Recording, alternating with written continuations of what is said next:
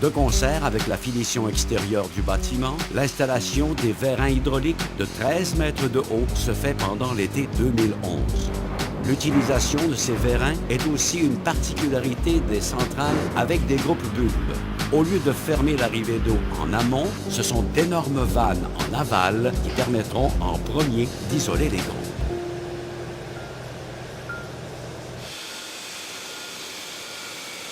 Dans ce type de centrale, les procédures sont minutieuses et le fait que des pièces doivent être retournées avant d'être intégrées au groupe demande à la fois des ajustements préliminaires qui doivent être revus après l'installation des pièces. Tout commande un travail d'extrême minutie, puisque tout est conçu verticalement et que c'est horizontalement que les pièces sont liées les unes aux autres.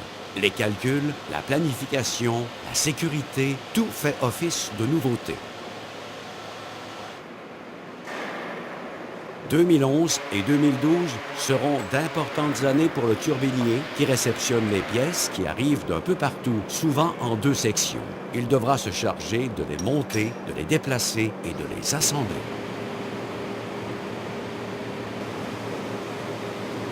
La machine est au complet dans l'eau, contrairement à une machine conventionnelle où il y a seulement le rouleau d'eau qui est en contact avec l'eau. Ici, c'est toute la machine qui est englobée dans un bulbe, puis qui se situe au complet dans l'eau. Donc l'accès est difficile. L'accès est par des puits seulement, donc 2 puits en haut, un puits en bas. Et puis c'est très restreint comme espace aussi parce que tout est englobé là, dans une petite capsule. On a de l'expérience ailleurs dans le monde, mais les références sont dans des pays où ils n'ont pas tout à fait les mêmes standards de sécurité, les mêmes façons de faire que nous. Donc il faut tout adapter ça ici. Des travaux toujours en hauteur.